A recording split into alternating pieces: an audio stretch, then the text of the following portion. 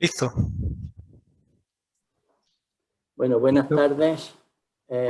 Seguimos con la sesión del seminario permanente Leibniz. Que llegamos ya a la quinta sesión de este año. Hoy hace la presentación Óscar Esquisabel, de la Universidad de La Plata y de Buenos Aires. Y Óscar es ya más que conocido en este medio de la red iberoamericana Leibniz. Fue uno de los fundadores de la red y uno de los pilares principales, tanto desde el punto de vista científico como desde el punto de vista personal y de implicación en las actividades y en las iniciativas de la red. Y bueno, pues ya lo conocéis todos. Hoy el tema del que va a tratar el texto que ha elegido se llama La división de la filosofía, que está en Cutigrá. Habéis recibido todos el texto y la referencia en donde se encuentra. Ese texto va a salir en la edición nuestra de obras filosóficas y científicas de Leibniz. Todavía no está porque saldrá en el volumen 3, que está preparando Óscar junto con Manuel Sánchez, y que esperamos que a lo largo de este año esté acabado y se pueda publicar pues el año que viene. Ahí saldrá el texto este. Óscar, cuando quieras, pues tienes la palabra.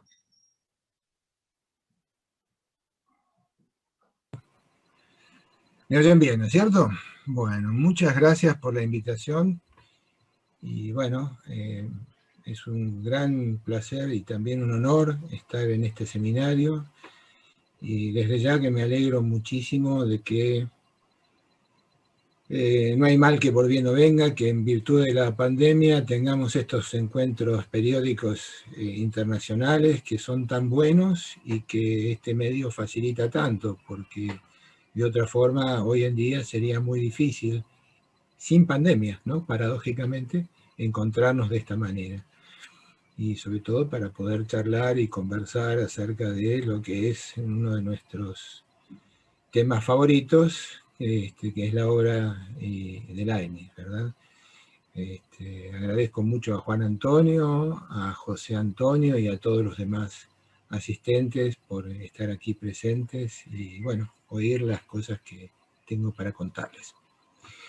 Yo en este caso no voy a leer, sino que preparé algunas cosas, algunos textos y demás como comentarios para comentar, mejor dicho, usando como punto de partida el texto que yo les envié, División de la filosofía. La idea que me condujo a elegir ese texto es también contarles, o que sirva de excusa para analizar algunas de las cuestiones que implica el trabajo del volumen 3 sobre ciencia general que estamos preparando con Manuel desde hace un tiempo y que esperamos poder terminarlo pronto, porque la mayor parte de las traducciones ya están hechas.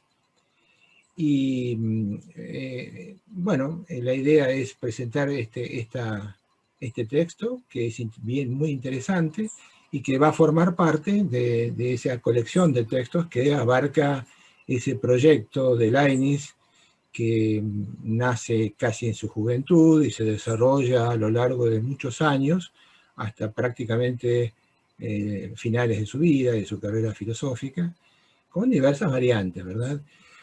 Ahora, mi intención no es hablar de la ciencia general en sí misma, sino más bien de algo que está involucrado en esa idea de ciencia general, aunque un poco podemos hablar, que es cómo, digámoslo así, después voy a las conclusiones, si queda tiempo voy a plantearlo de una manera más clara, cómo pensaba Leibniz eso que nosotros buscamos tanto todo el tiempo, que es darle algo así como una configuración sistemática a sus propias ideas. ¿Sí? Es decir, cómo cómo pensaba su sistema, si es que eso es posible, ¿no?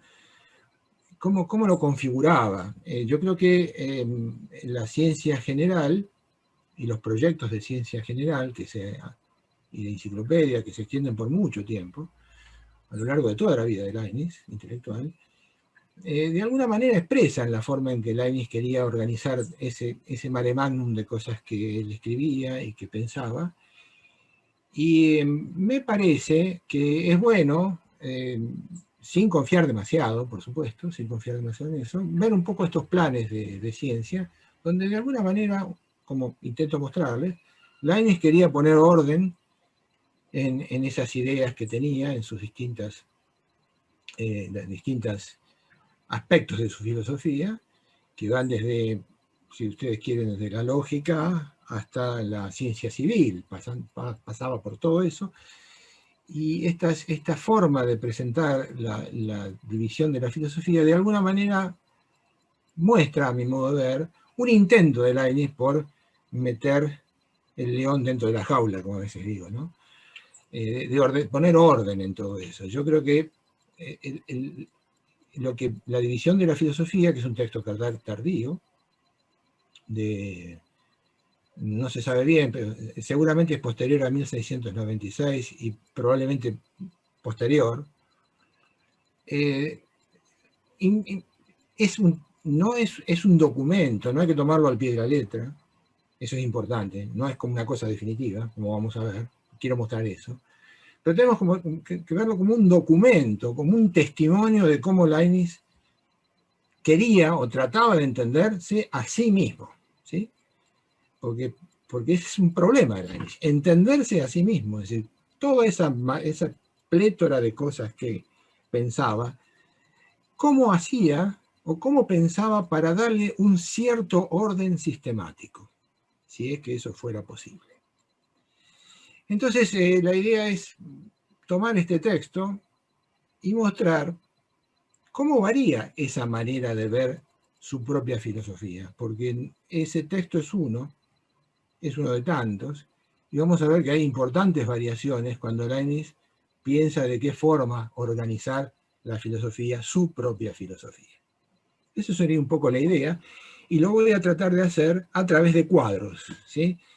Para que veamos cómo intentaba sistematizar, y vamos a ver, creo que vamos a encontrar algunas sorpresas raras, algunas cosas extrañas, y justamente eso es lo que yo quería plantear. Este es un seminario, entonces, más que traer cosas hechas, lo que quería plantear yo son cuestiones para que sigamos pensando, y para que sigamos planteando preguntas, ¿verdad? Yo no tengo todas las respuestas, por supuesto, pero quiero mostrarles qué es lo que está pasando, porque me parece que para entender bien a Leibniz, una de las cosas que tenemos que ver es cómo él mismo se piensa a sí mismo, cómo él trata de interpretar lo que él hace y ver al mismo tiempo las variaciones que hay en lo que él intenta hacer. Porque el problema de Leibniz, como de muchos autores, pero sobre todo de Leibniz, porque no nos dejó un sistema cerrado o un libro cerrado,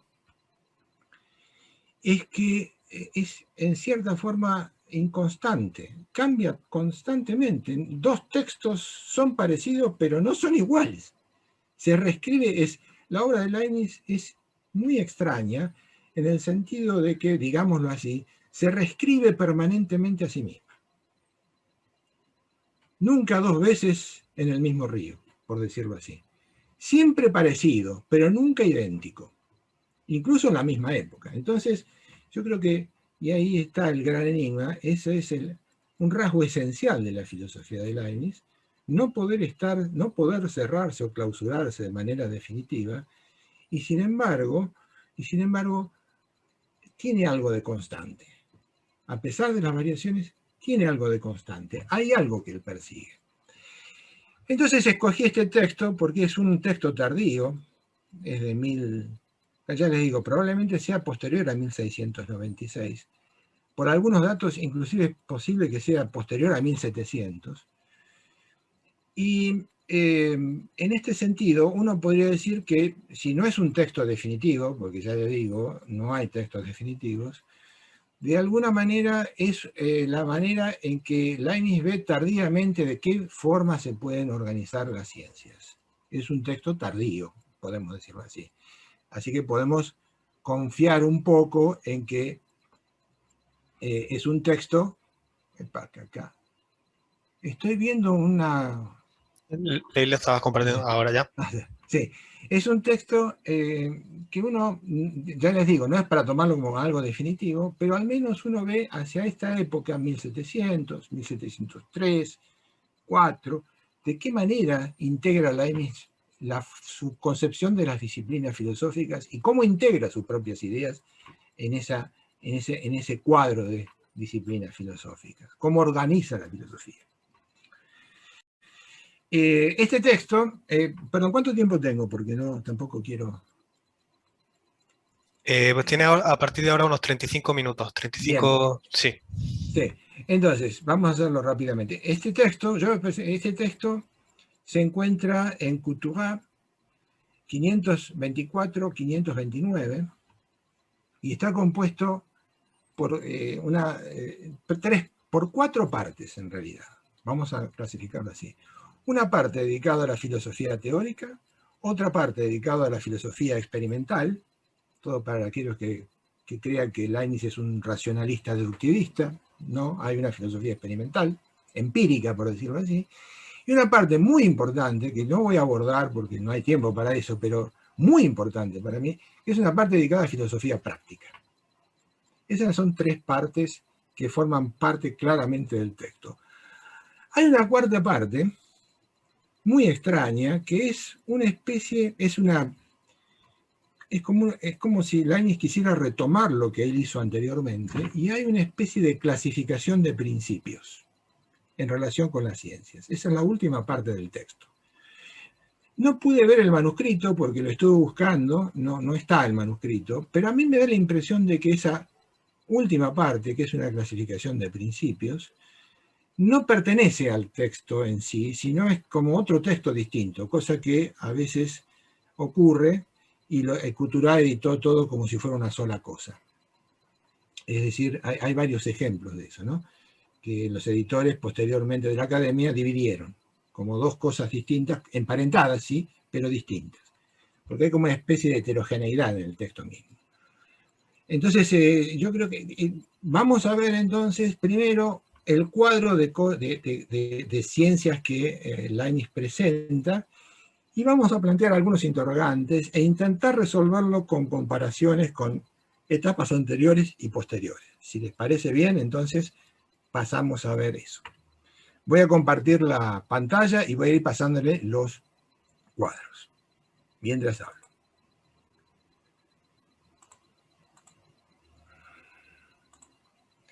Bueno, aquí tenemos, primero que nada, este sería el cuadro de la filosofía teórica. Oscar, no se puede ver aún, ¿eh? Esperen un segundito porque tengo pausado el... Voy a salir y entrar. Sí. Porque tengo... No sé por qué se pausó. Ahí está. Ahora sí. Ahí está, perfecto. Bien, este es el... Por supuesto, lo que ustedes ven es una interpretación. Siempre uno llena huecos en este tipo de cuadros porque uno supone que ciertas cosas están subordinadas a otras, ¿sí? Pero les quiero explicar un poco en qué consiste, rápidamente. Leibniz, como ya les decía, divide las ciencias en 3 tipos de ciencias, en tres partes. La filosofía teórica racional, la filosofía teórica experimental, para la cual hay otro cuadro, y finalmente la filosofía teórica, la filosofía práctica, ¿sí? Bueno, vamos a ver que esa filosofía práctica, en términos generales, se divide en 2 partes, que sería algo así como una ética del individuo y una filosofía civil o una filosofía práctica civil. Y acá vienen algunas cuestiones interesantes. La filosofía teórica racional se divide a su vez en 2 grandes partes.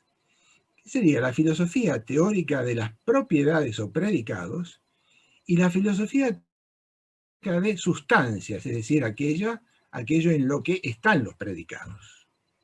Es una interesante división esta, que en cierto sentido, comentó al margen, sigue ciertas clasificaciones de la época. Ahora bien, la filosofía teórica racional se divide en cierta forma de acuerdo con principios.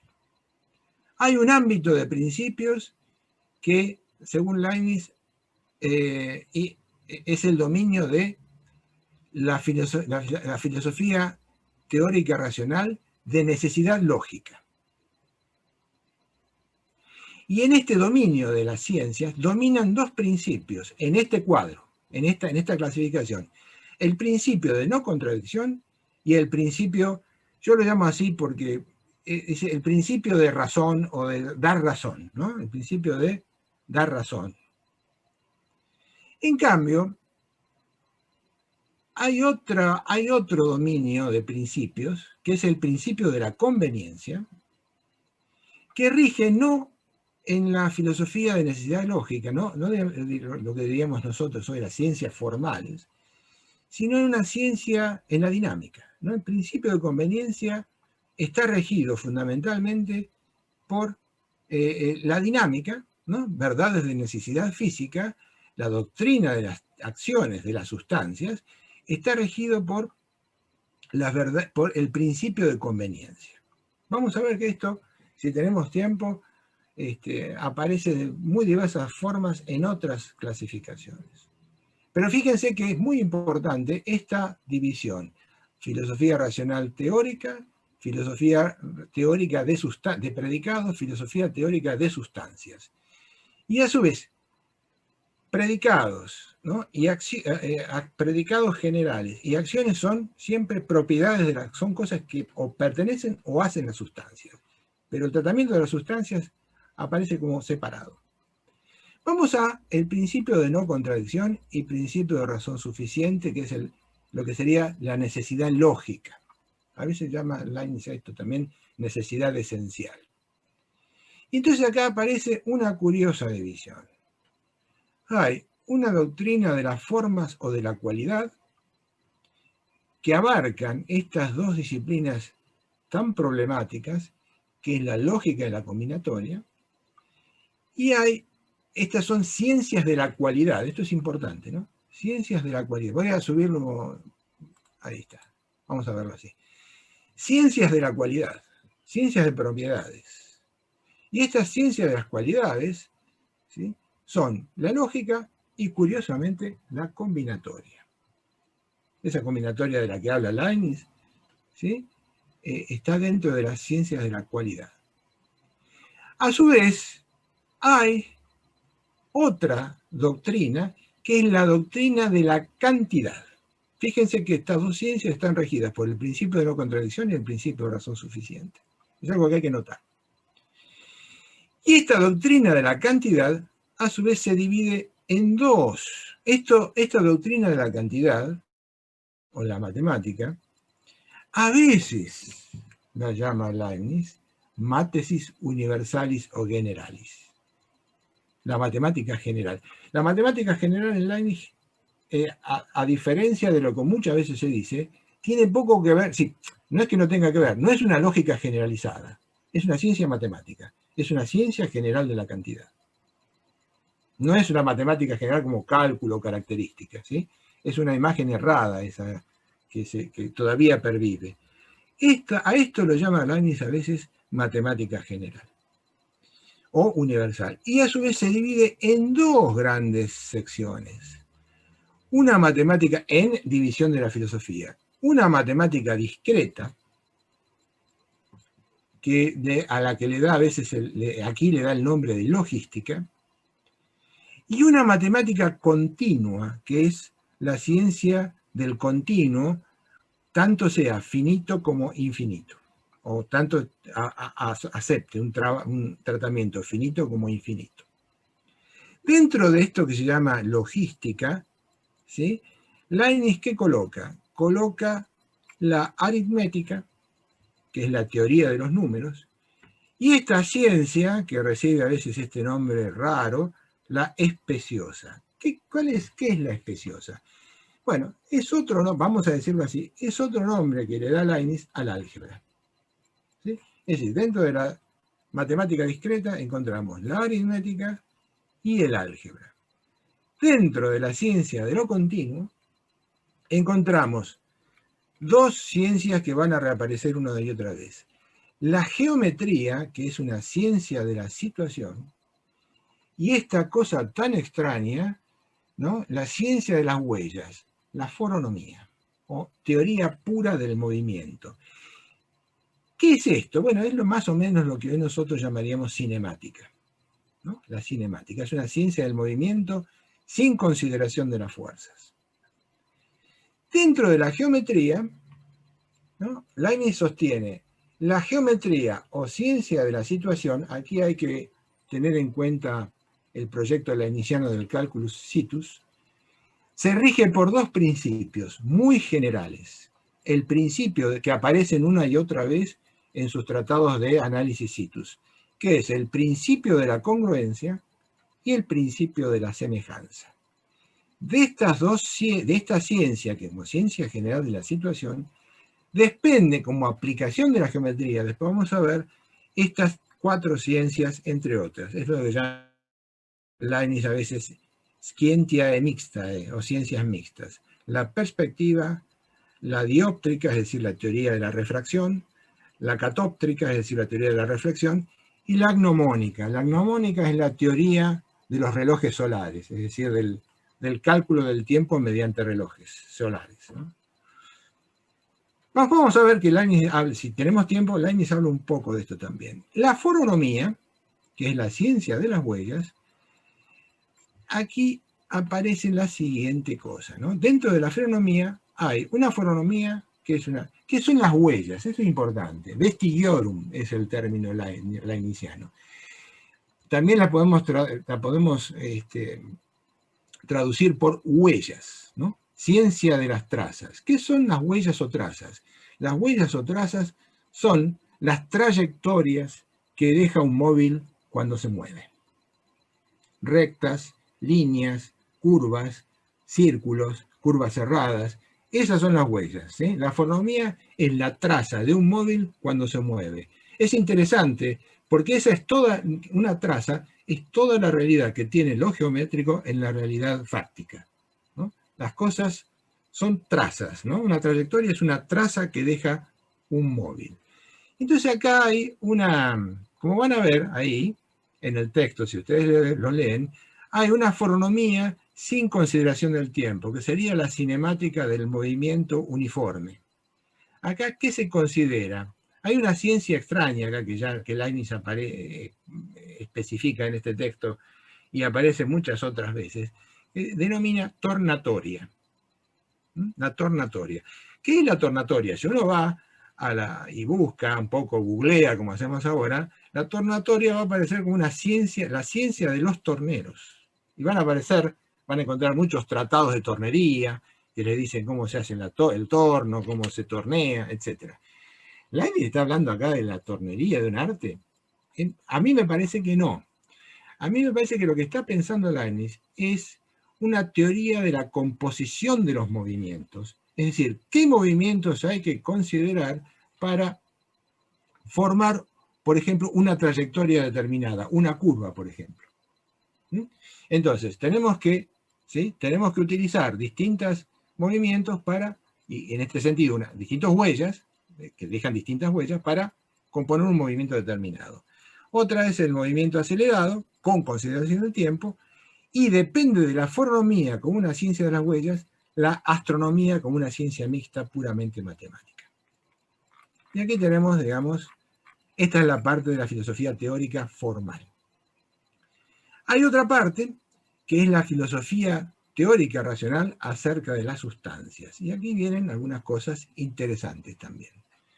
Esto sería, digamos, abordaría fundamentalmente la metafísica de Leibniz, la metafísica de la sustancia de Leibniz, es decir, la monadología. Y aquí tenemos una clasificación de sustancias de dos tipos. Primero tenemos las sustancias propiamente dichas, y entonces tenemos la sustancia primitiva o Dios, de la cual se ocupa la teología natural, y la sustancia creada o derivativa, ¿no? Pero fíjense que la sustancia derivativa tiene a su vez dos ramas. Una es la sustancia originaria, ¿no? O mónada, la que ha sido creada, de la cual se ocupa, y acá aparece este término que es casi un neologismo, la psicología, teoría de las almas. ¿Sí? Y a su vez, de esta psicología o teoría de las almas, se derivan dos ramas, dos subdisciplinas, que es la de la mónada bruta o percipiente en general y la mónada reflexiva o espíritu. Es decir, que dentro de la psicología estaría tanto la teoría de la sustancia bruta como la teoría de la sustancia espiritual o autoconsciente. Pero la segunda, y aquí hay algo interesante, la segunda rama ya no se refiere a las sustancias simples, sino a las sustancias, al complejo de sustancias orgánicas, es lo que se llama sustancia originada, que es la planta y el animal. Cosa curiosa, porque estos serían objetos corporales, ¿no es cierto? Fíjense que acá aparece una de las cuestiones del cuadro, que es que así como hay sustancias, hay una segunda rama dedicada a lo sustanciado, es decir, a los cuerpos. Aquello en lo cual se fundan, aquello que se funda en las sustancias originarias, ¿no? En las sustancias originarias. Y tenemos entonces dos tipos de cuerpos. El orgánico, que de alguna manera está vinculado con estos, la planta y el animal, y lo no orgánico, que a su vez plantea un tema interesante, porque tenemos el cuerpo orgánico, hay dos tipos de cuerpos orgánicos. Uno que es el no regulado, el cuerpo irregular, como podría ser una roca informe, pero está el regulado. El regulado es un intermedio. ¿En qué sentido? No es viviente en sí mismo, es decir, no es orgánico, pero es regular, como los cristales. Tiene una estructura regular. Los cristales de sales, los cristales de cuarzo, no son un agregado de cosas, sino que precisamente hay una cierta composición del cristal. Uno incluso podría llevar esta idea a los mismos elementos. El hierro, ¿sí? El hierro no es un compuesto de cualquier cosa, tiene una estructura regular, es hierro. El plomo no es un cuerpo de cualquier forma, es perfectamente identificable, ¿no? Es necesario explicar eso también, el cuerpo regulado. Bien, de esta manera, aquí hay una pequeña, ¿sí? Ustedes ven entonces que de alguna manera este aspecto ofrece una clasificación de las ciencias formales y en parte de la ciencia física, hasta cierto punto, y esta parte contiene de alguna manera los aspectos más metafísicos, por decirlo así, los aspectos vinculados a la teoría de la sustancia, a la monadología, y al cuerpo físico, con especial énfasis en el problema de la organicidad y del cuerpo viviente. Esta pequeña flecha que está acá, punteada, es una flecha que indica duda. ¿Cuál es la relación que hay entre la filosofía teórica racional y la filosofía teórica acerca de los predicados, sobre todo la parte más formal, y la filosofía teórica acerca de las sustancias? Este es un problema, ¿sí? ¿Cómo hay que entender esta relación? No es claro Lainez al respecto y no nos aclara mucho tampoco. Otra cuestión que queda planteada es la siguiente, pero el principio de no contradicción dentro de las ciencias como la matemática o la lógica, dejemos a un lado la combinatoria, puede ser, pero ¿no es que el principio de razón suficiente rige también en este dominio? ¿Por qué está aquí, solo del lado de las ciencias teóricas? Esa es la otra pregunta. Y la tercera pregunta es, ¿y qué pasa con la dinámica? ¿Se queda aquí? ¿Es nada más que esto que está acá? ¿Esta pequeña sección que se desprende de la filosofía teórica? ¿No tendría que tener alguna relación con estas otras ciencias, por ejemplo, la foronomía? Una pregunta fundamental que no está acá. ¿Dónde está la mecánica? No hay mecánica en en esta clasificación. Es decir, son todas interrogantes que nos dejan este cuadro. Voy a dejar para en otro momento el problema de la filosofía experimental y la filosofía práctica, porque si no nos va a llevar demasiado tiempo. Solo quiero decir una cosa. ¿Cuánto tiempo me queda, José Antonio? Unos 15 minutos. Bueno, solo voy a dar otro ejemplo más para que vean un poco cómo se va resolviendo esto, si es que se puede resolver. Respecto de la filosofía práctica, voy a decir solamente una cosa que es importante y que Leibniz recalca muchas veces en sus proyectos de enciclopedia y en sus proyectos de ciencia general, que es que la filosofía teórica tiene una versión práctica, es decir, la versión práctica está orientada a la... Es una ciencia de la felicidad, fundamentalmente, ¿no? La parte práctica es una ciencia de la felicidad.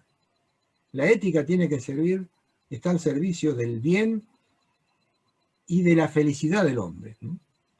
Ahora, todos estos instrumentos que tenemos teóricos aquí, que de alguna manera procuran el fundamento a las ciencias, desde el punto de vista práctico, tienen que ser puestos al servicio de la felicidad humana. Se convierten en medios para que el espíritu humano, por el ejercicio de la razón, a través, por ejemplo, de la lógica, adquiera perfección y así incremente su grado de felicidad.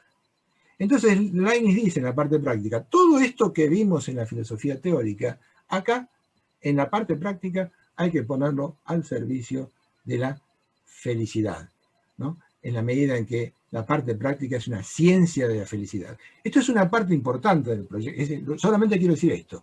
Esta parte, y hay dos formas de felicidad, la felicidad del individuo y el bienestar público. De manera tal que así como hay una aplicación de la lógica para la felicidad del individuo, tiene que haber también una aplicación de la lógica y de muchas de estas disciplinas, no para la felicidad del individuo, sino para la salud de la república, ¿no? Tiene que haber una lógica, dice Leibniz, una ética, una economía, no solo para el individuo, sino también para la civilidad, para la república. Hay un punto importante acá que quiero dejar nada más que señalado, y es que Leibniz ve el gran proyecto de la ciencia general, en términos muy resumidos, justamente como eso, como una ciencia de la felicidad. La lógica no se refiere solamente a la fundamentación de la verdad de nuestro conocimiento, se refiere a eso fundamental, sí, pero esencialmente el proyecto es un proyecto ético, en el sentido de que tiene que estar al servicio de la felicidad del hombre, ¿no? La sabiduría, dice Leibniz, es la ciencia de la felicidad. Y la ciencia general tiene que aportar a la ciencia de la felicidad. Nada más que esto, por si después quieren realizar algún comentario. Y voy a presentar, por supuesto, hay mucho más, pero,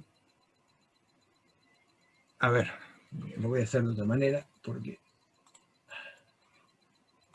discúlpenme, voy a sacar aquí. Bien, vamos a...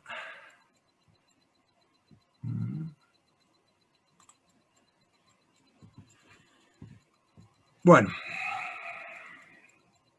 vamos a este cuadro de matemática universal.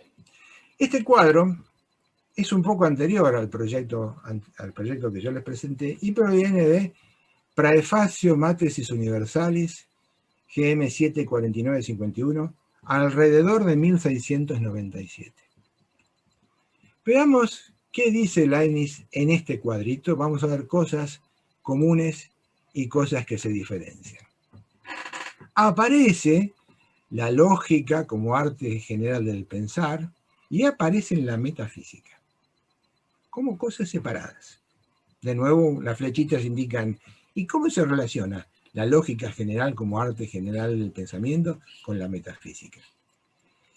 Inmediatamente después de la lógica o arte general del pensar, aparece esta pequeña ciencia esta ciencia que ya vimos en el cuadro anterior, esta vez con más claridad, combinatoria, que es la ciencia de las formas o cualidades de las cosas en general, y aquí en la matemática universal, Leibniz la llama especiosa general, o algo así como álgebra general, ¿no? Especiosa es como una especie, o también característica general.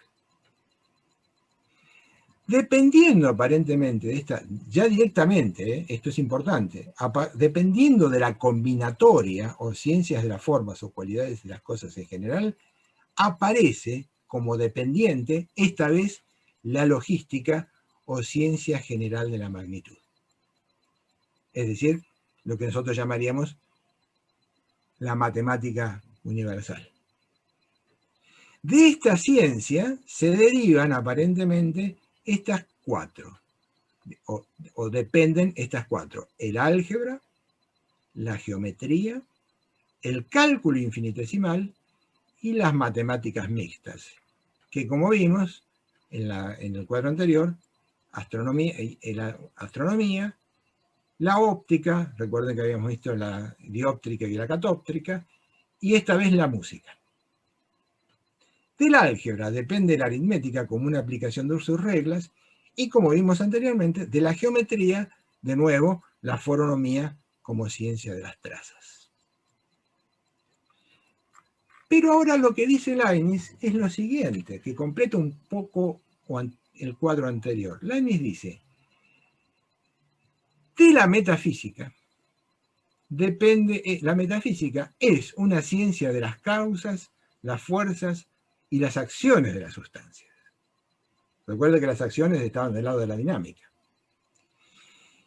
Y de ella, de esta ciencia que es la metafísica, las causas, fuerzas y acciones de la sustancia, depende la dinámica, que se ocupa de las fuerzas motrices y los choques de los cuerpos. La dinámica, usa un principio fundamental que proviene de la metafísica, que es el famoso principio que da lugar a la dinámica leibniziana de la igualdad de la causa plena y el efecto íntegro.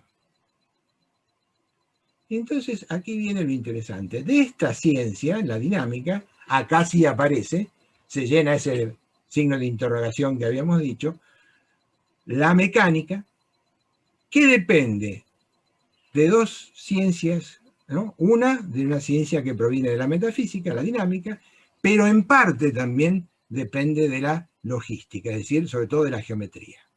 Es decir, que ambos tipos de ciencias aportan a la mecánica, que es la ciencia general de los, de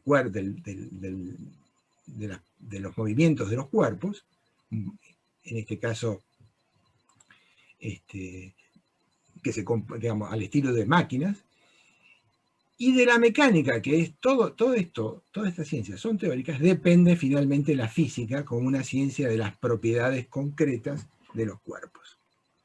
Como vemos acá lo que me parece importante es que vemos otra vez esta dualidad entre lógica y metafísica como dos ámbitos aparentemente complementarios pero distintos, uno de los cuales se ocupa de las cuestiones más, por decirlo así, más formales, y otro donde se ocupa de propiedades de las sustancias y de las acciones.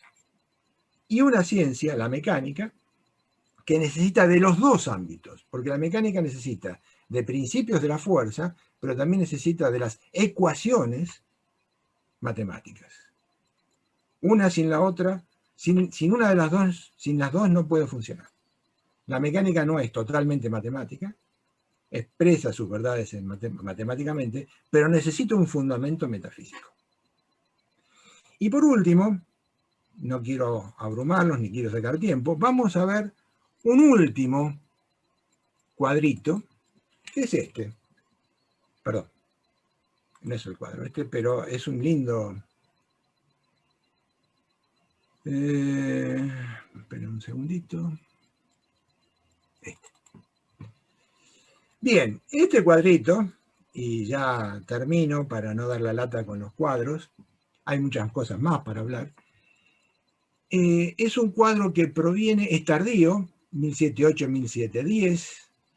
No lo van a encontrar en general editado, previene de un texto que se llama Comentario a la metafísica de los unitarianos, de Stegman. Lo tradujo Ezequiel de Olazo en su compilación, y lo van a encontrar en un editado, el manuscrito, editado, en un estudio a la Iniciana de 1973-74, no recuerdo ahora. Olazo lo especifica. Acá tenemos de nuevo una clasificación de las ciencias bastante concordante con la que hemos visto en Mathesis Universalis y que aclara, algunos los oscurece, algunos aspectos de división de la filosofía. Vemos otra vez la siguiente división. Hay, por un lado, una lógica y por otro lado, una metafísica, como dos cosas distintas o separadas. En la división de la filosofía, esta era la filosofía teórica racional de las propiedades o cualidades, y esta era la filosofía teórica o racional de las sustancias, ¿no? Más completa. Pero la división es análoga. Observen lo siguiente, en este cuadrito que está en una nota, ¿no? Leibniz hizo la anotación y después decidió tacharla, pero está. Leibniz denomina a la lógica ciencia general. Si ustedes van al texto que editó, no me acuerdo aquí, un norteamericano, creo, van a ver que entre las correcciones, Leibniz había colocado la palabra ontología y después la tachó. Interesante el tema este, ¿no? Leibniz escribió lógica u ontología. Después tachó ontología y puso ciencia general.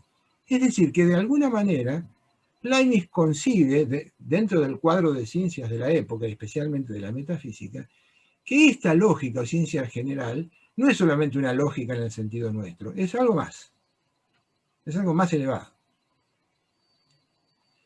Y lo que sostiene es que fíjense que es 1708, 1710, esta lógica o ciencia general está regida solo por el principio de no contradicción. Es decir, dentro de la lógica o ciencia general, el ámbito de dominio de esta ciencia, lo que domina esta ciencia es el principio de no contradicción. Fíjense, mientras tanto, la metafísica. La metafísica es la ciencia de las causas de las cosas.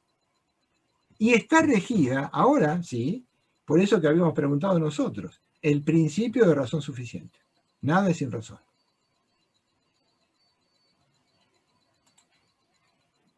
¿Sí? Nada es sin razón. Ahora bien, de la lógica o ciencia general, ahora depende la matemática pura, que a su vez se divide en aritmética y en geometría, cantidad más lugar, ¿no? La aritmética se ocupa de la cantidad, la geometría añade a la cantidad la posición o lugar. De la geometría depende la foronomía, que es cantidad más lugar, más tiempo esta vez, mientras que de la metafísica, que es, ¿sí?, una ciencia de sustancias y de causas de las cosas, de las sustancias, tenemos lo siguiente, ¿no? Está regida por estas tres problemáticas. La sustancia primitiva, que es la sustancia fundante, la prevalencia de las esencias, es decir, la tesis de la creación del mundo y la existencia del mundo, es decir, la tendencia de las esencias a existir, o la pulsión de las esencias a existir, y finalmente, la tercera temática es la sustancia creada o mónada. Esto está como en tres momentos distintos, ¿no? Fundamentación, ¿no?, contingencia, sustancia creada. De esta metafísica, de nuevo, depende de la dinámica, ¿no? La dinámica depende de la metafísica, y la mecánica otra vez surge de la colaboración, o la sinergia, como se dice ahora, entre geometría y dinámica. Estas dos, la dinámica es la ciencia de la potencia. La geometría le da la matematización. Y de estas dos cosas depende la mecánica superior, una mecánica superior, y esta mecánica superior está pensada en relación con la mecánica cartesiana, ¿no?, para la cual fuerza es cantidad de movimiento, y además es insuficiente, está insuficientemente construida en el sentido que no abarca los suficientes temas. De esta mecánica superior, de nuevo, depende en cierta forma la física como una ciencia, digamos, más empírica, ¿no? Que se ocupa de las propiedades específicas, mecánicas de los cuerpos. Bueno, un poco esta era la idea que yo quería mostrarles. Finalmente que en Leibniz aparentemente hay como una dualidad de ciencias, una parte de las ciencias es más formal, por decirlo así, más dependiente de estructuras y principios formales, y es la lógica, o la lógica y la combinatoria, habrá que discutir mucho sobre qué son. Por otra parte, hay otra ciencia que se ocupa del fundamento de las cosas y del fundamento de las sustancias, tales que para ciertas ciencias es necesario la combinación de los principios de esas dos ciencias, específicamente la mecánica y la física, ¿no?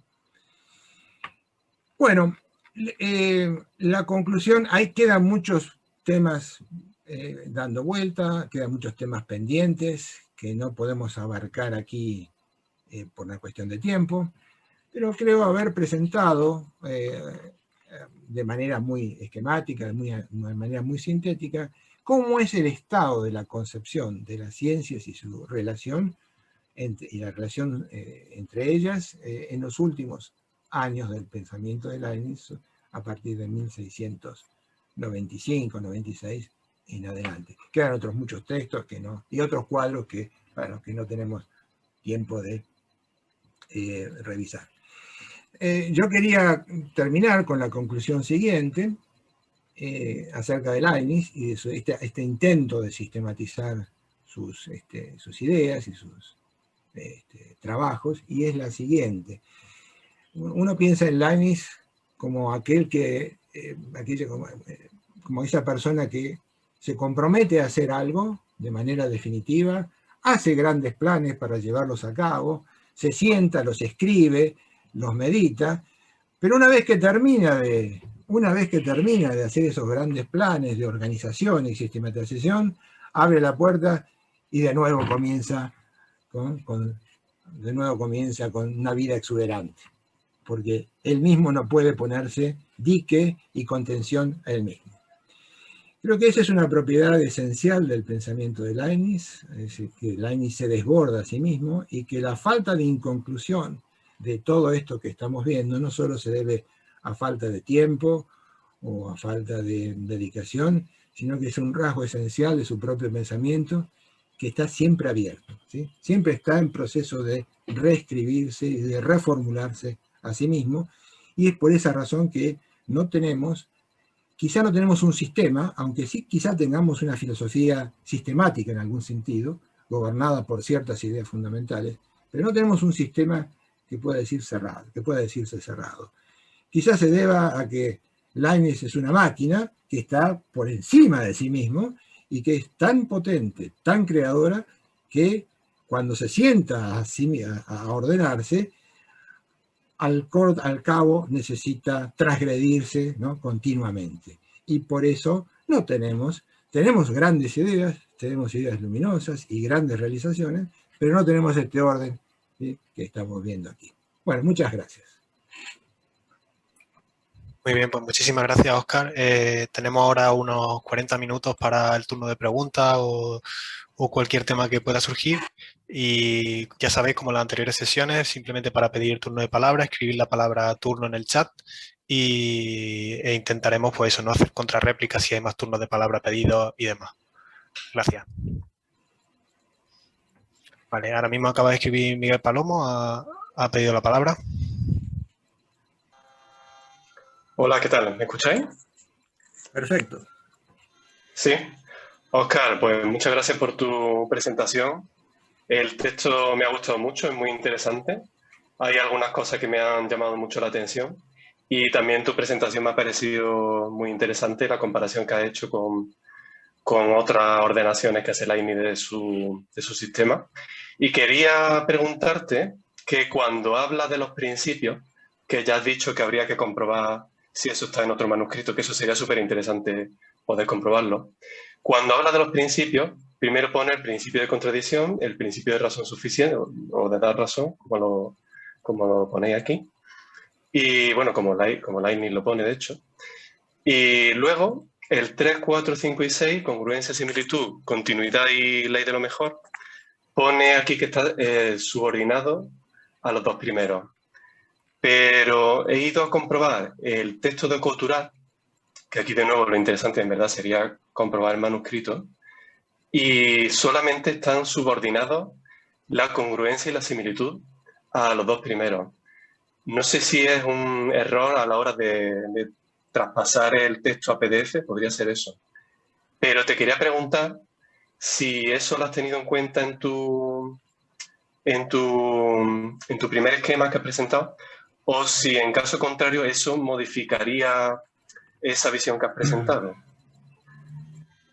Bueno, es un tema muy interesante porque, como yo les decía, es uno de los pocos, ¿me oyen, no es cierto? Sí.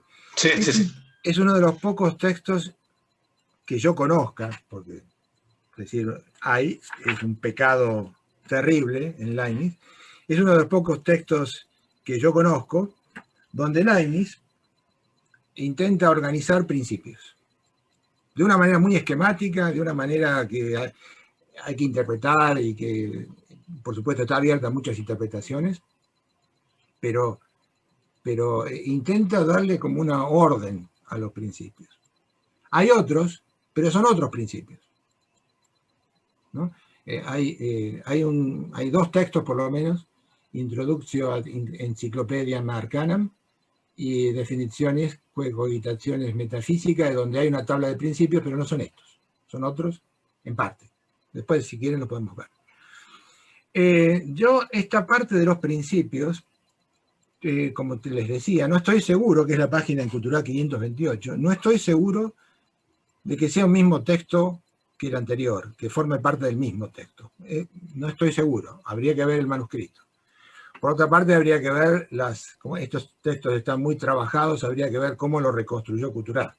Esa es la primera cosa, ¿no? Así que es una buena tarea para verlo, porque es interesante.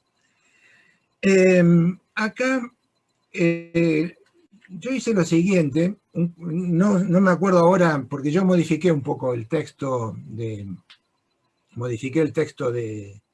este texto, la traducción, perdón, aclaro esto, la traducción se la debemos a Maximiliano, que está por allí, al que le agradezco muchísimo el trabajo que se tomó, la hizo para el volumen, Maximiliano Escobar Viré, así que gracias Maximiliano.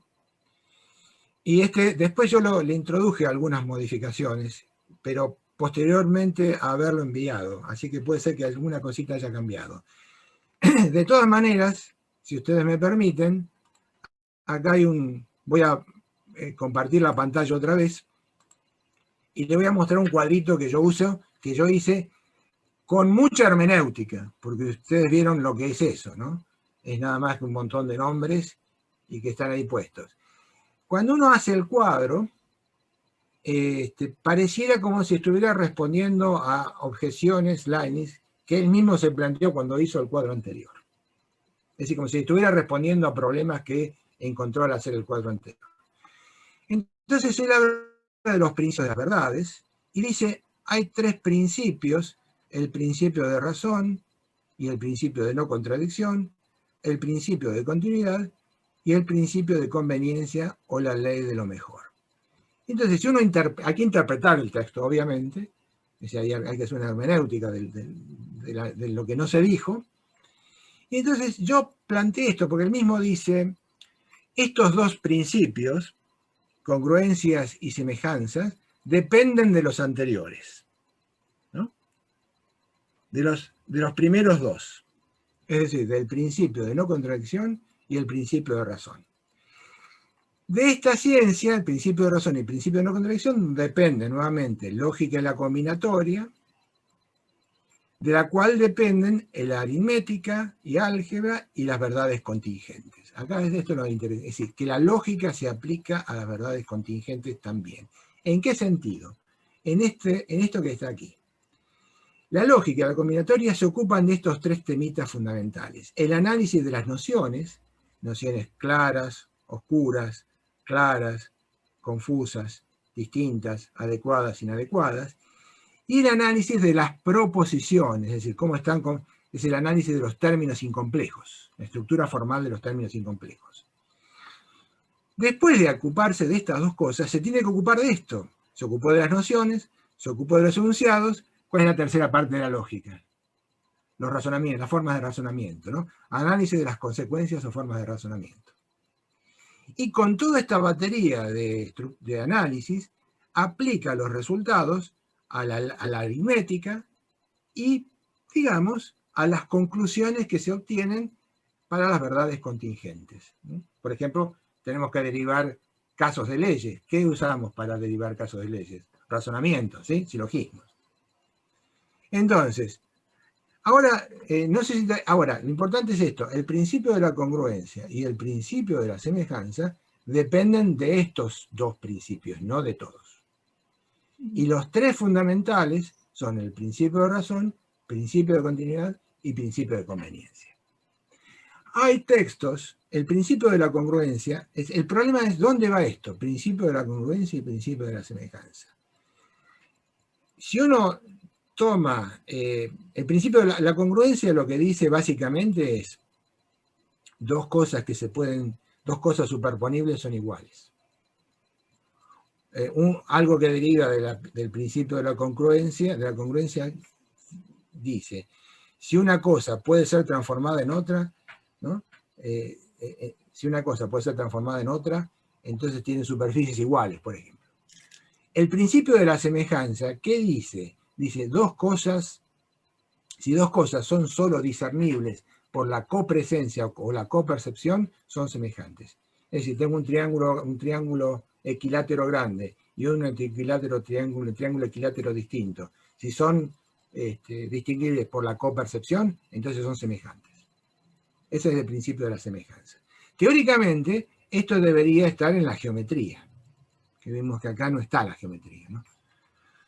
Pero está en la anterior. Y Leibniz dice anteriormente que la geometría se rige por estos dos principios. Ahora bien, el tema es este: ¿dónde van? ¿Van en la geometría o van más alto? Es una linda pregunta esa, porque si fueran más altos, entonces el ámbito de la aplicación de la congruencia y de la semejanza no sería solo la geometría. Hay indicios de que Leibniz, por lo menos respecto de la semejanza, y hay textos en donde intenta derivar, no hablo de la congruencia porque habría que ver los textos de análisis situs que no los examiné, pero sí hay textos escritos filosóficos donde Leibniz intenta derivar el principio de la semejanza del principio de razón suficiente. Hay uno o dos. Es decir, ¿cuál sería la idea que está en el principio de la semejanza? Las cosas que son semejantes, la idea es la siguiente: las cosas que son semejantes tienen cualidades idénticas. Cualidades formales idénticas. Dos cosas son semejantes cuando tienen cualidades idénticas. ¿En qué difieren? Difieren en la medida, en la cantidad, pero no en la cualidad. Dos cosas semejantes tienen cualidades idénticas. Dos triángulos semejantes tienen la forma y son idénticos en forma. Esa sería la idea de Leibniz, y en algunas partes dice el principio de la semejanza, desgraciadamente es así, es inconsistente como algo de lo que hemos visto, deriva de la metafísica. Bueno, ahí tenemos problemas, pero bueno, no quiero seguir. No sé si te respondí. La idea es la siguiente: estos dos principios, como Leibniz dicen, se derivan, ¿sí?, del principio de razón y del principio de no contradicción, no de todos. Y estos tres están al tope. Muchas gracias, Óscar. Muy bien, pues tenemos 6 palabras más pedidas. La siguiente de Celso Vargas. Muchas gracias, Óscar, por esta interesante presentación. O sea, yendo un poquito más allá de la estructuración que usted presentó, la introducción del principio de razón suficiente dentro de los principios bajo la categoría esta de necesidad lógica, haría que el pensamiento leibniziano se aproxime mucho más a Spinoza, o es que tenemos dos tipos de principios de razón suficiente. Uno que iría de las, como dice Leibniz en algunos otros documentos, de los efectos a las causas y de las causas a las causas. Mientras que aquí tendríamos posiblemente un uso diferente del principio de razón suficiente referido al proceso de construcción de una demostración, por ejemplo. ¿Sería correcto poder afirmar que hay un solo principio general o que estaríamos hablando de un principio con dos interpretaciones diferentes? Esa sería mi primera pregunta. Y la otra es una curiosidad más histórica. La parte esta de la foronomía, ¿quién lo introdujo antes? ¿Es una introducción propia de Leibniz o también rondaba en el entorno, bueno, del siglo XVII? Bueno, las dos son muy buenas preguntas, Celso. Para la primera, mi impresión es que Leibniz no sabe dónde poner el principio de razón suficiente. Lo pone aquí, lo pone allá.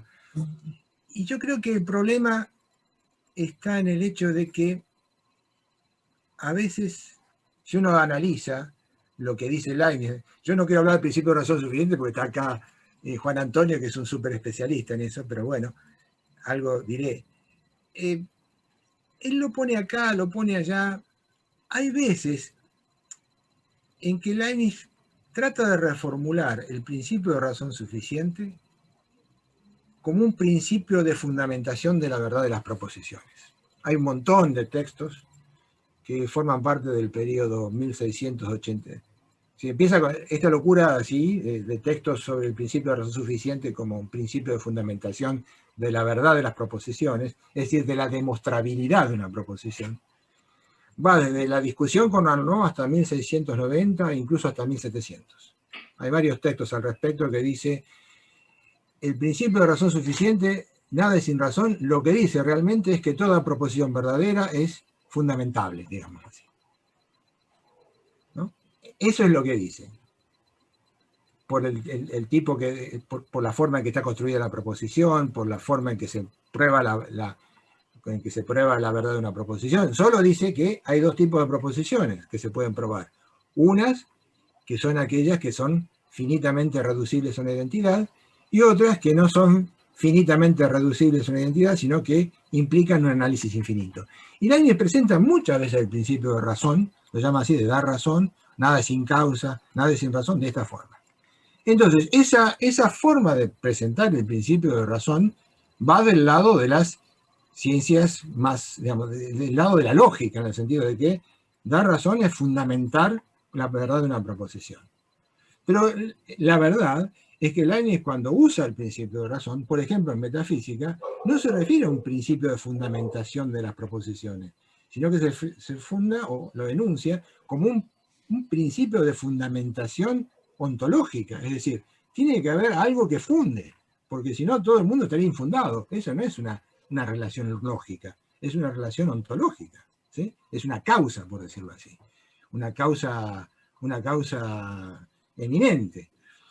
Entonces, a tu respuesta digo lo siguiente, Leibniz no sabe muy bien en este sistema, porque además está testimoniado, lo pone aquí entre las ciencias matemáticas y la lógica por un lado, pero también lo pone del otro lado, en la metafísica. Hay testimonio de eso, varios.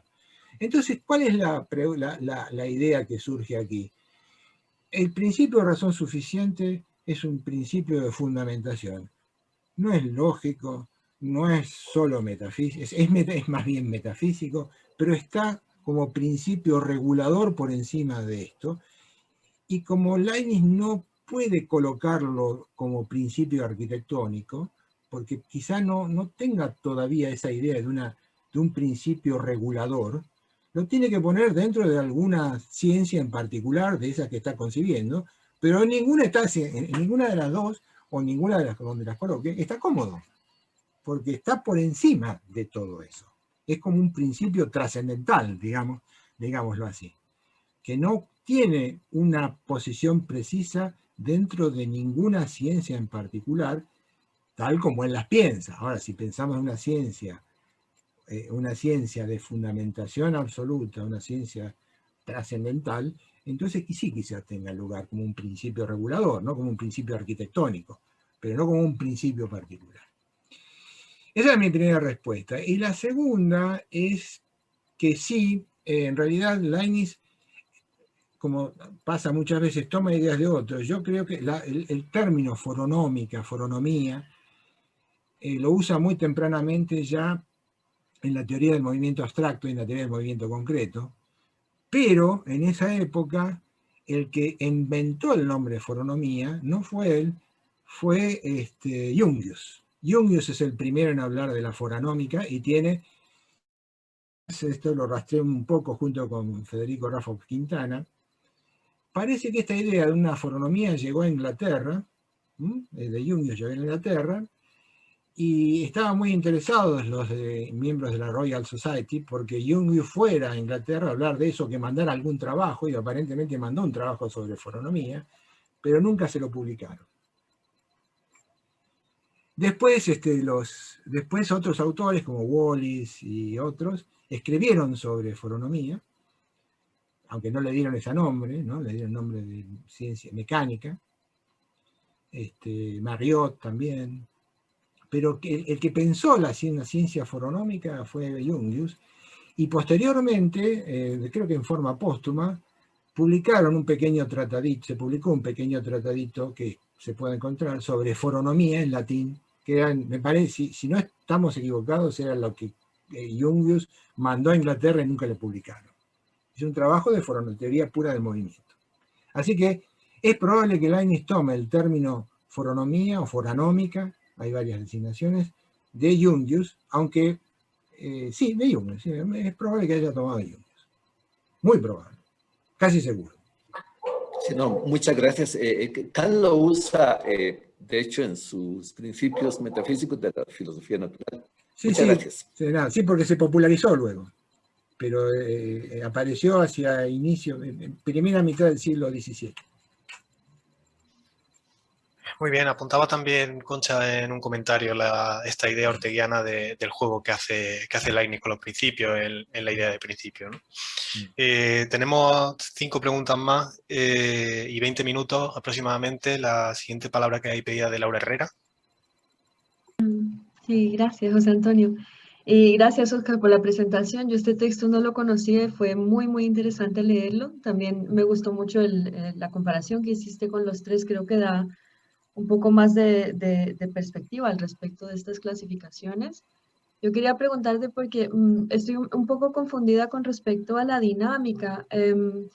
Me parece que en el primer esquema no la incluiste y creo que hiciste un comentario al respecto, como dónde podríamos meterla o algo así.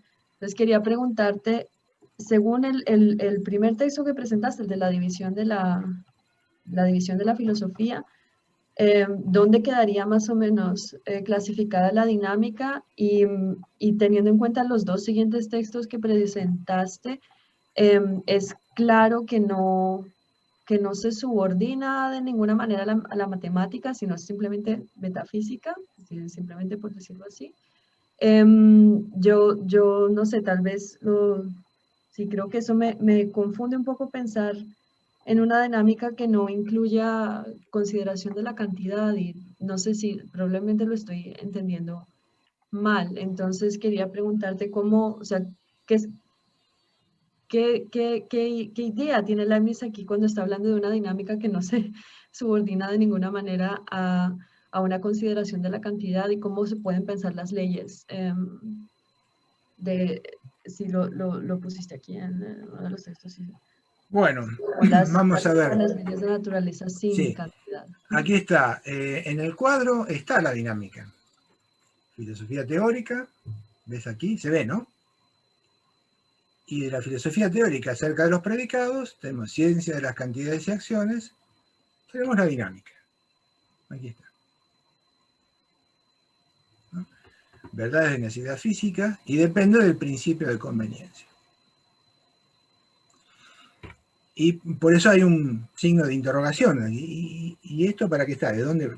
¿No? Fíjense que, a diferencia de los otros cuadros, depende de la filosofía teórica racional acerca de los predicados, mientras que en los cuadros, en la clasificación que vimos antes de matemática universal y en la clasificación de Stegmann, dependía más bien de esta parte, que sería la metafísica, ¿no? Así que ahí hay una variación importante. Pero lo que llama la atención es que en este cuadro las cosas se terminan ahí, punto. No habla más Leibniz. Estoy respondiendo un poco tu primera duda, ¿no es cierto? Después vamos al tema de la matemática. Eso se ve, ¿no es cierto? Entonces, si uno después va... Esperen que lo encuentre. Ah, sí. Si uno va... no, se me cerró. Bueno, no importa. Si uno va dentro del mismo texto al cuadro de los principios, vamos a este, ¿no? Uno ve que, a ver si está aquí, sí,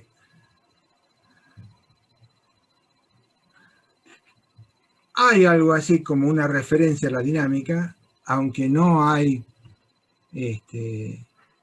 una caracterización clara, que es que están acá, ¿no? Las acciones. La dinámica es una ciencia de las acciones. En este cuadro de la división, la dinámica aparece como muy, digamos, como muy ensordecida, como en las sombras. En las otras aparece muy claramente. Y por eso la situación, por eso usé los cuadros para clarificar un poco más lo que es la dinámica. Ahora bien, la segunda pregunta. La dinámica, ¿no es una ciencia matemática? Es muy clara la pregunta, ¿no? No enuncia leyes matemáticas la dinámica. Entonces, si la dinámica enuncia leyes matemáticas, ¿por qué la pone del lado de la metafísica y no la pone en conexión con las ciencias matemáticas? Bueno, la respuesta es muy sencilla, porque está la mecánica, ¿sí? La dinámica está metida dentro de la dinámica. Ahora, lo que pasa es que nosotros pensamos la dinámica como una ciencia matemática a partir de nuestros criterios, de nuestra concepción actual. Pero hay tesis, por ejemplo, ¿cómo se llama la chica que publicó, que editó en francés, ahora se me fue el nombre, en francés la correspondencia con De Boulder? Analyse. Ella tiene una tesis muy interesante, y es que en realidad la dinámica propiamente dicha, y a mí me parece que está bien eso, habría que estudiarlo más, es una ciencia puente entre la metafísica y la mecánica en la física. Es más bien metafísica la dinámica. Es una teoría de las acciones de los cuerpos. Y eso en sí es de carácter cualitativo, en sí misma no es matemático. ¿Cuándo es matemático? Cuando queremos medir el efecto de esas acciones. Y para medir el efecto de esas acciones, naturalmente necesitamos todos los elementos de la matemática. Pero cuando hacemos eso, ya casi estamos dentro de la mecánica. Porque damos leyes matemáticas del movimiento, de las acciones de los cuerpos. Entonces, la dinámica es más una ciencia metafísica que utiliza principios de la acción de la metafísica que una ciencia matemática. Y es interesante porque ¿sí? te pediría que fueras a los textos de Leibniz de dinámica y me mostraras una sola ecuación matemática que aparezca en los textos. No hay. No hay ecuaciones matemáticas en los textos de Leibniz. A veces aparecen, pero no está desarrollada matemáticamente la dinámica. ¿Sí? Es más, se puede desarrollar. ¿Sí? Incluso a veces hace intentos Leibniz de desarrollarlo. Pero en sí misma no hay consideraciones matemáticas. No hay aplicaciones, por decirlo así, de la geometría, ¿sí? De forma sistemática. Por supuesto hay ejemplos, ¿no? No hay aplicaciones sistemáticas de la geometría por ejemplo, a la dinámica. Dinámica de potencia, por ejemplo. Es muy difícil de leer, ¿no? Incluso para un físico sería difícil de leer porque no hay ecuaciones ahí, ¿no? Hay consideraciones sobre la relación entre movimiento y cuerpo y peso y tiempo y espacio, pero no hay una métrica, no hay cantidades. Es como una ciencia analógica de la cualidad, ¿sí? Usa a veces términos referidos a espacio, tiempo, pero no hay medida. Es muy difícil entender la dinámica en la inicial, incluso hasta en sus ejemplos más triviales, en el Speckman-Dymani, ¿no? Entonces uno tiene que pensar, sí, obviamente hay algo de matemáticas, pero cómo se entronca la matemática con la dinámica de forma directa es difícil, es a través de la mecánica. Porque, a través de la mecánica sí, porque es donde los cuerpos actúan en máquinas. Entonces uno puede medir esfuerzos, espacios, tiempos, distancias, pesos, alturas, ¿sí? Pero esa es la respuesta que se me ocurre. La dinámica es una ciencia más cualitativa que cuantitativa. Muy bien. Pues el siguiente turno de palabra que tenemos es de Pedro Díaz.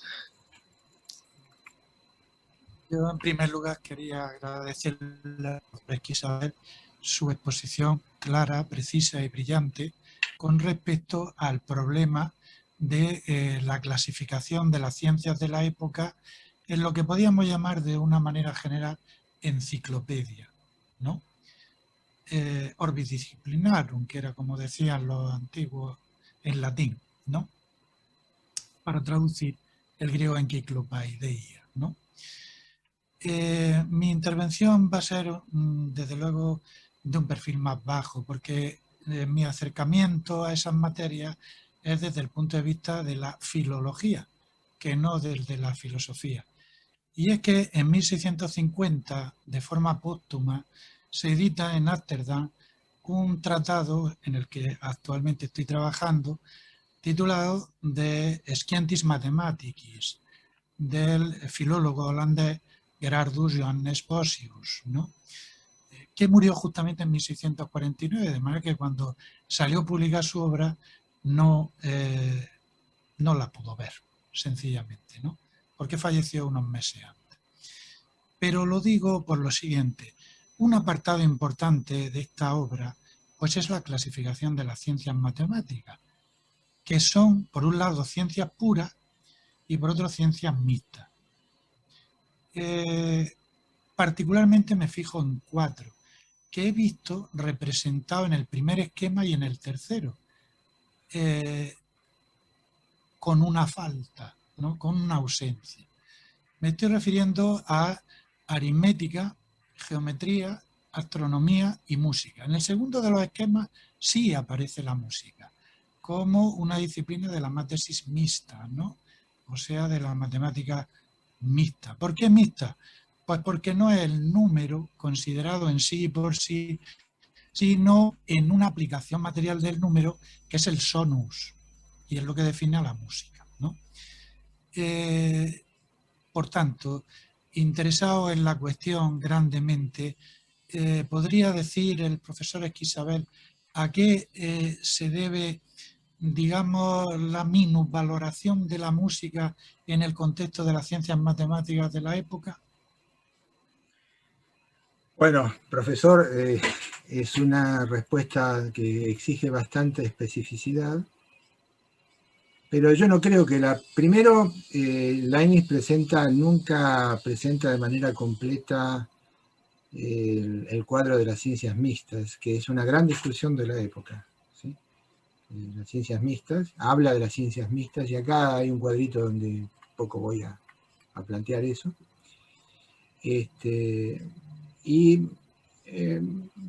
En realidad, sin embargo, y esto es lo que quiero aclarar, hay bastante trabajo de teoría musical, no de música, ¿no?, sino teoría musical en la época. Leibniz ha trabajado sobre teoría musical, yo no me he ocupado para nada de eso, tiene varios tratados de teoría musical, incluso en el último congreso de Leibniz del, no me acuerdo qué año, puse mano para los años, pero hay varios trabajos sobre teoría musical leibniziana y la aplicación de la matemática a la teoría musical y a la teoría de los tonos, que los estudió profundamente. Y hay escritos sobre eso, que debe estar seguramente, yo no los he visto, pero están en los escritos técnicos de Leibniz, que es el volumen 8. Así que no creo que lo haya menos valorado. Solo que los conocemos menos, y porque recién se están publicando ahora. Por otro lado, hay otros autores de la época que trabajaron matemáticamente en profundidad con el tema de la música.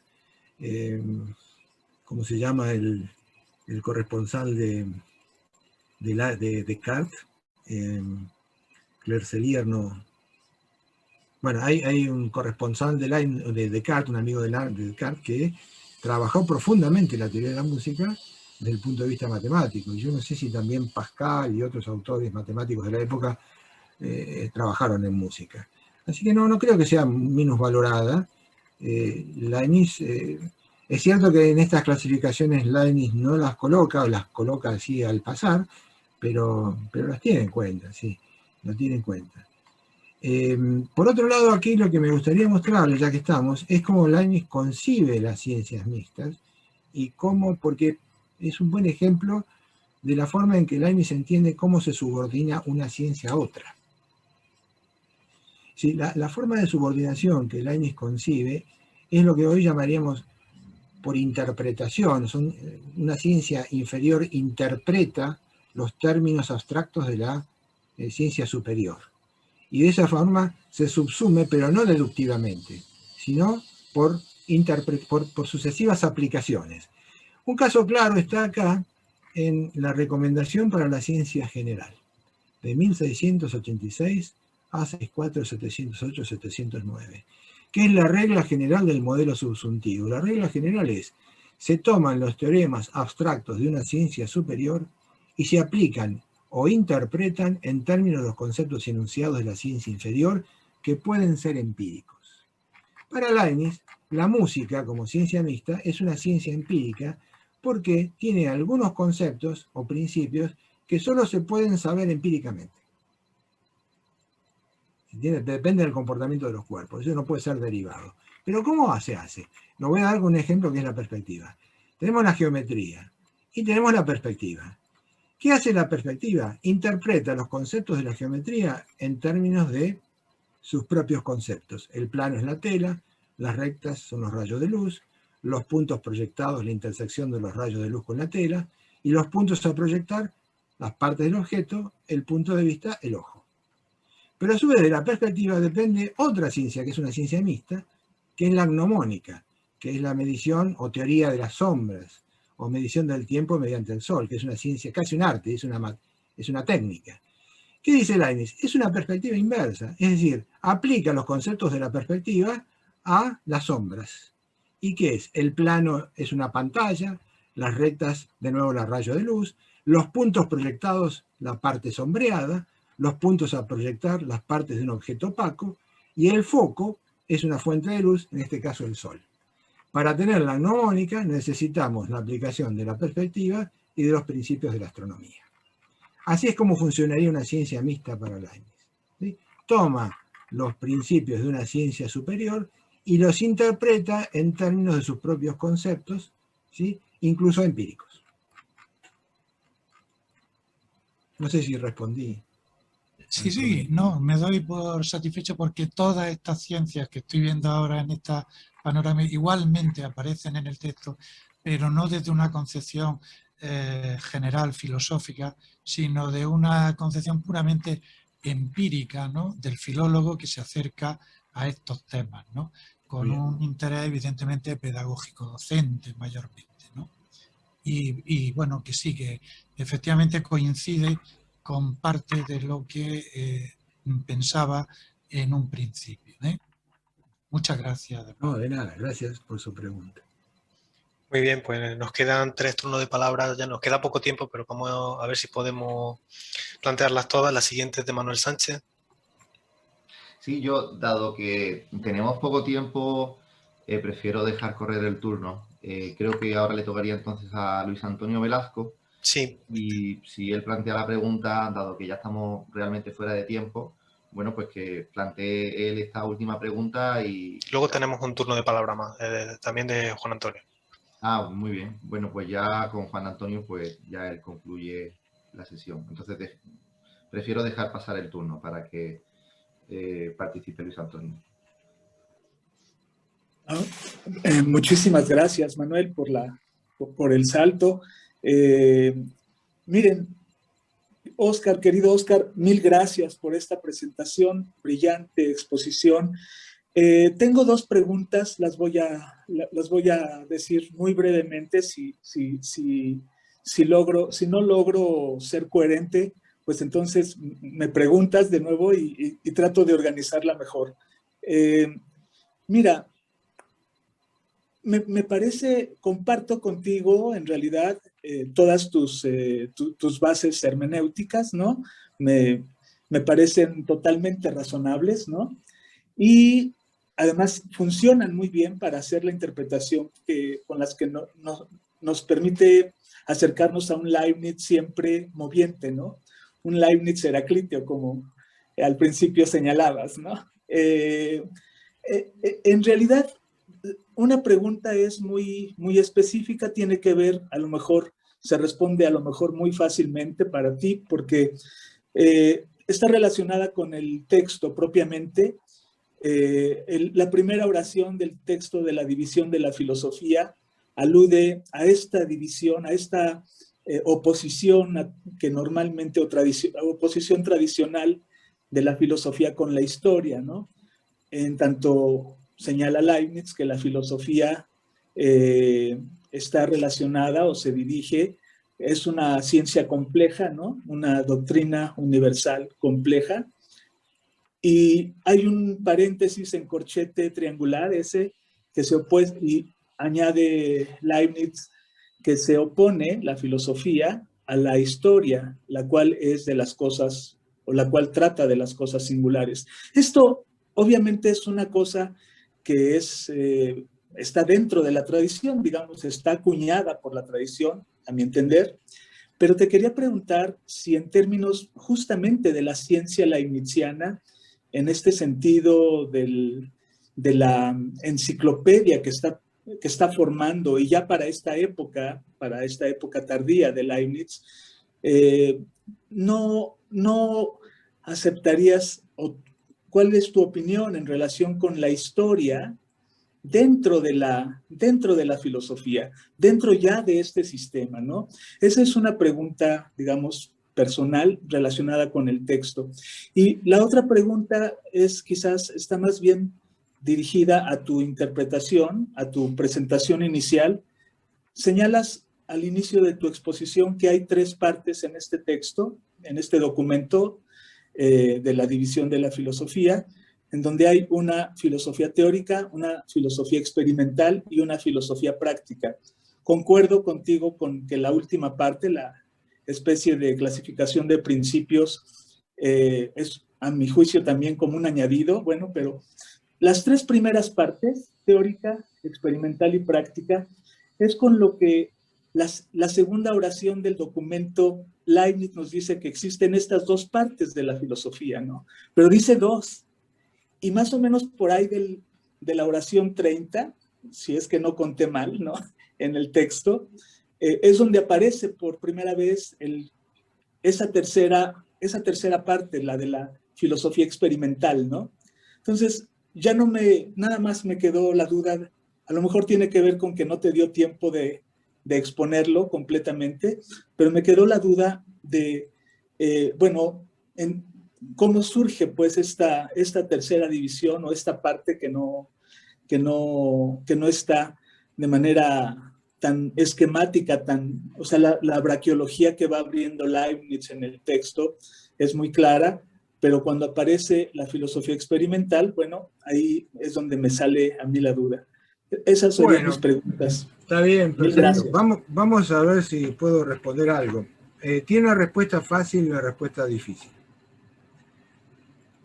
Dice, sí, la respuesta Lo que dice acá Leibniz es filosofia est complexus doctrinarum universalium opponitur historiae qua est in singularium. Es decir, no dice que sean dos partes, una la historia y la otra. Dice, partes habet duas, filosofía theoreticam et filosofía practicam. Obviamente acá se debe, ¿no?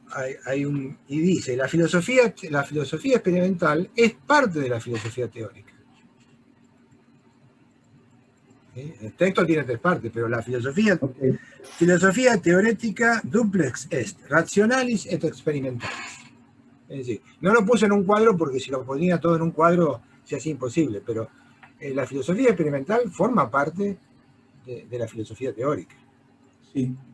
Entonces, lo que pasa es que lo que él dice es, perdón por citar a Kant, pero digamos, hay una parte a priori y una parte a posteriori, ¿no? La filosofía teórica racional es, entre comillas, a priori. Es si uno toma la idea de a priori como a partir de los principios. Y la filosofía experimental es teórica, pero a posteriori, es decir, usa experimentaciones, propiedades concretas de los cuerpos y demás. Así que esa sería mi respuesta, ¿no? Hay dos partes, filosofía teórica y filosofía práctica. La historia, bueno, ahí viene la respuesta. No quiero ser muy largo porque podemos seguir charlando después, si te parece. Sí, gracias. La respuesta fácil que yo tendría de filólogo es, bueno, lo que pasa es que historia no lo usan en nuestro sentido. Lo usan en el sentido que usaban los autores de la época. Como muchas veces dice, la física tiene una parte histórica, que es la recolección de cosas individuales, enunciados particulares, ¿no? Descartes decía, una cosa es enseñar la matemática como teoría y otra cosa es enseñarla como historia. Porque historia es contar que tiene la matemática como disciplina, no es enseñar sin demostraciones, sin entender las demostraciones, los resultados teoremáticos nada más. En cambio, tener la ciencia es saber las demostraciones. Esa sería la respuesta inicial. Historia ahí no está por historia en un sentido general, está ahí por historia en el sentido de cosas particulares. ¿Sí? Claro. Casos particulares, colección particularizada de hechos e inducciones. Entonces, esa es la respuesta fácil. Sí. Ahora, la respuesta difícil es ¿dónde? Está bien, le concedo a Esquizabel eso. ¿Dónde está la historia en todo esto? En el sentido nuestro, ¿no? No me corra con semántica, ¿no? ¿Dónde está la historia en el sentido nuestro? Leibniz hay un lugar para eso. Además, vos sabés que Leibniz fue un gran historiador. Sí, claro. Decir, en algún lugar tiene que estar. En la ciencia general está en la ciencia civil. Ok. En la ciencia civil, que sería más bien de tipo práctico, ¿no? La historia sería en un sentido práctico. En la ciencia civil, en la ciencia política. Y además, te digo más, usa principios particulares, que son principios de la probabilidad, que no están acá. ¿No? La historia es una ciencia de lo probable, por lo tanto tiene que usar principios de la probabilidad. Por supuesto puede usar principios más altos, pero los básicos de ella son los principios de la probabilidad. Claro. Mil gracias. Pero tiene su lugar. Como decía el profesor Rafael Díaz Díaz, en el proyecto enciclopédico de Leibniz, la historia como la entendemos nosotros, entra dentro de la historia civil, de la ciencia civil, la filosofía práctica, la filosofía política. Tiene su lugar, tiene que tener su lugar. Y los principios que la gobiernan fundamentalmente son los principios de probabilidad. Sí, mil gracias. Y de teleológicos, ¿no? Porque los actores históricos actúan conforme a fines. Pero tiene su lugar, sí, absolutamente. Muchísimas gracias, Óscar. No, de nada. Muy bien, pues ya para terminar tenemos la intervención de Juan Antonio Nicolás.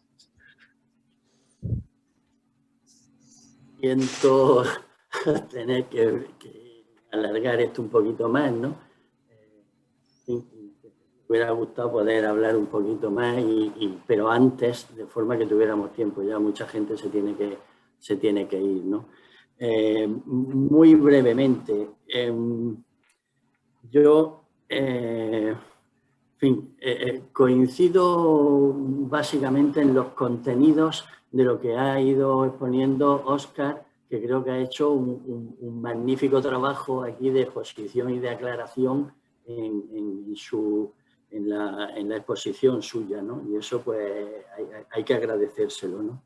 Los contenidos, fundamentalmente yo puedo estar de acuerdo. Lo que creo es que a lo mejor conviene esos datos que él ha plasmado ahí, que ha sintetizado, que ha organizado en cuadritos y demás, muy aclaratorios y muy útiles, cómo interpretar eso. Ahí es donde yo a lo mejor te invitaría, Óscar, a pensar en unos términos quizás menos excluyentes y más inclusivos, ¿no? Que los diversos principios tienen aplicaciones, formulaciones muy diversas, que va cambiando, que Leibniz siempre se desborda a sí mismo, se reescribe. Eso, pues, estamos de acuerdo. La cuestión es cómo interpretar eso, ¿no? Claro, tú dices, es que los puestos a comparar clasificaciones, cuadros, pues siempre cambia, a veces incluso hay incongruencias, unas veces pone un principio en un sitio, otras veces lo pone en otro, etcétera. Eso es así claramente, ¿no? La cuestión es cómo interpretar eso. Y yo creo que a lo mejor la vía que se podía emprender es la de interpretar eso, digamos, inclusivamente. Es decir, si Leibniz pone el principio de razón o cualquier otro en un momento, en una clasificación, en un lugar, en otra clasificación lo pone en otro, y tú dices, claro, es que Leibniz no sabe dónde poner, decías tú, no sabe dónde poner los principios. Bueno, a lo mejor ese hecho se puede interpretar para la reconstrucción sistemática de su pensamiento, no en términos de que no sabe dónde ponerlo, sino que en diversos sitios puede estar bien puesto, lo cual ya lleva a ir interpretando las diversas clasificaciones de otra manera. Y es que los principios, y el principio de razón suficiente, por supuesto, tienen usos, aplicaciones y valores diferentes según en qué contexto se vayan aplicando. Con lo cual, pueden estar puestos de manera correcta y de manera adecuada en sitios diversos.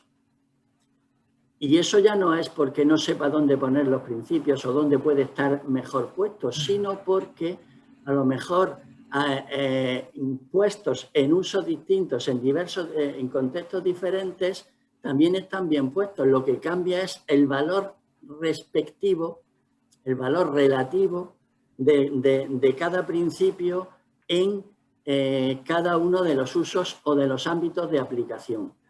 Cuando Leibniz dice el principio supremo de la experiencia, por ejemplo, es que percibe una diversidad. O el principio supremo de la razón práctica es el principio de la razón del otro. Bueno, cuando dice eso, quiere decir que si el principio supremo es de la experiencia es percibir una diversidad y no pone ahí el principio de razón, ¿quiere decir que ahí los otros principios no tienen aplicación? No, también la tienen. Lo que pasa es que desde el punto de vista de la experiencia, el principio que sale a primer plano, el más propio y específico, es el principio de percibir una diferencia. Pero también los otros principios ahí están teniendo vigencia, incluido el principio de razón, porque en la experiencia el principio de razón también tiene validez. Solo que desde el punto de vista de la experiencia, lo que desde el punto de vista de la teoría general de la racionalidad puede ser el principio supremo, que es el principio de razón, desde el punto de vista de la experiencia, el principio de razón suficiente pasa a un segundo plano. Pero no quiere decir que ahí no tenga vigencia. Lo cual, pues, llevaría a algo que en algún momento yo he llamado una cierta... geometría variable. Claro, una cierta geometría variable. Es decir, los principios tienen valores diversos en las diversas ciencias. En conjunto, y ahí va el encabezamiento, digamos, el cuadro primero que tú has puesto, ¿no? ¿Ahí qué pasa? Pues que el principio de razón suficiente esté en el ámbito de de la razón teórica de los predicados y no en el lado de las sustancias, ¿quiere decir que en el lado de las sustancias el principio de razón no tiene validez? No, por eso creo, porque ahí también tiene validez, por eso creo que no hay que interpretar eso en términos excluyentes, sino inclusivos. ¿Por qué? Pues porque el principio de razón también tiene validez en el ámbito de las sustancias. Lo que pasa es que aquí Leibniz está distinguiendo diversos planos de racionalidad. Y la primera división que hace es el plano ahora has puesto aquí el cuadrito, ¿no? Distingue entre el plano de los predicados, el plano de la lógica, y en el otro lado está el plano de las sustancias, el plano, digamos, de lo que sería la ontología. En los dos lugares, en los dos planos tiene validez el principio de razón, en los dos. Solo que vale de maneras diferentes, tiene aplicaciones muy diversas. Tú has puesto ejemplos múltiples de cómo un principio se deriva de otro, cómo tiene una relación u otra. Bueno, eso es lo que expresa Leibniz cuando dice, en el sistema mío, entremos por el principio que entremos, se puede llegar a todos los demás. Tú aquí has puesto multitud de ejemplos muy claros de cómo eso va pasando, ¿no? Entonces yo lo que creo es que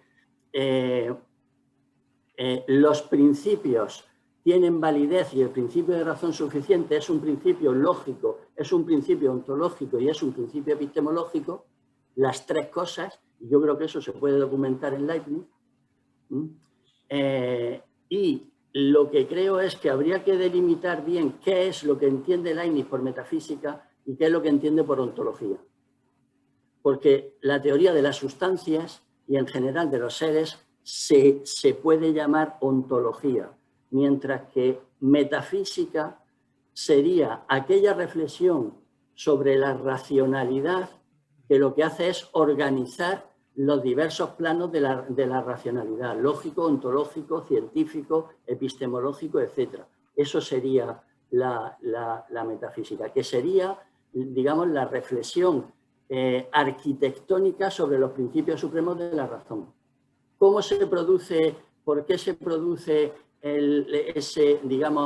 esa plurivalencia de los principios en los diversos planos de la razón? Pues esa pregunta es la que tú has expresado ahí con los puntos primeros, es decir, ¿cómo se relaciona una con otra? La respuesta de Leibniz, Dios es el puente que hace eso. Esa correspondencia de que el principio de razón tenga validez tanto ontológica como lógica, eso es Dios quien, la explicación que ofrece Leibniz es Dios cuando genera todos los seres creados, los genera con arreglo a los principios de la racionalidad. Ahí está la conexión. Ese mismo problema lo explica inmediatamente después Kant en términos idealistas, porque es una pura, digamos, proyección de los principios de la razón. Pero eso es después Kant. Leibniz, la explicación que da a ese paralelismo de la lógica con la ontología es pues, que Dios ha creado todos los seres con arreglo a la lógica de unos principios. Bueno, eso, no sé qué te parece, vamos, no quiero hablar más. No sé, ¿tengo tiempo para responder un poquito? Siento interrumpir, simplemente iba a deciros que la realidad está a punto de imponerse y la sala está reservada hasta dentro de 8 minutos y en ese momento automáticamente se cierra, por eso es simplemente para informar. 2 minutos. Bueno, mi intención fue esto que estamos haciendo ahora.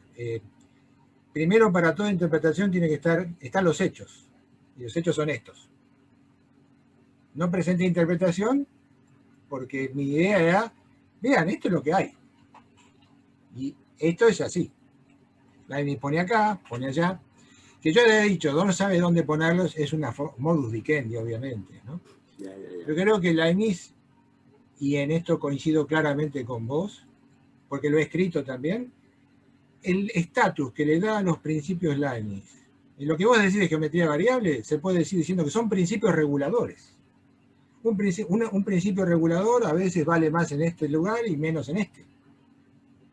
Porque las regulaciones son siempre iguales, ¿no? Igual que un auto. Si querés un auto de carrera, tenés que hacer ciertas cosas. Si querés un auto de calle, otras. Siempre tiene motor, ruedas, pero los patrones de acuerdo con los cuales vos lo organizás son distintos. Con los principios del año son iguales, son principios reguladores. Están en todas partes, obviamente. Y justamente esta línea de puntitos que yo puse acá, quiere decir eso. Quiere decir lo que vos dijiste, que acá están también los principios. Solo que él no lo especifica en el texto. Que después hago un uso de los principios que sea netamente regulador, te lo concedo plenamente. Eso es como tenemos que interpretarlo. Yo quería presentar los hechos para la discusión, justamente.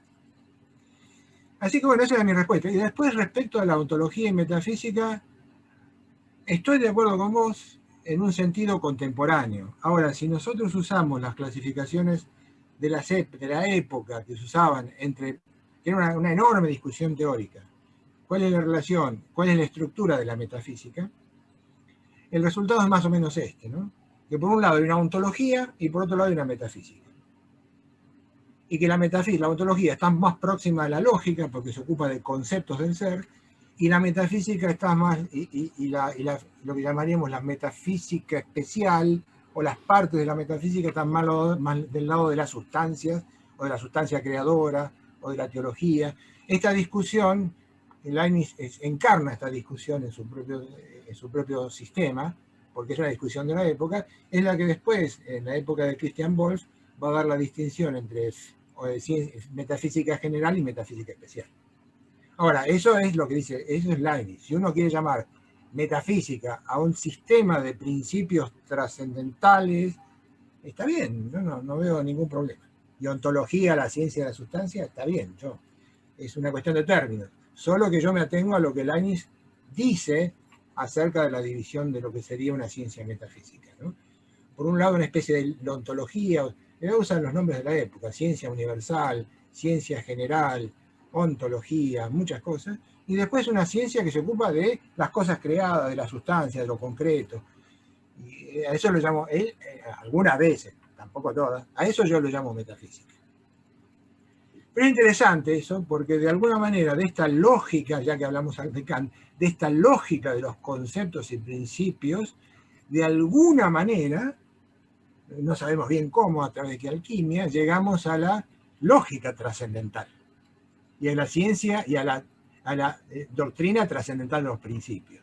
Eso es lo que a mí me interesaba, ¿no?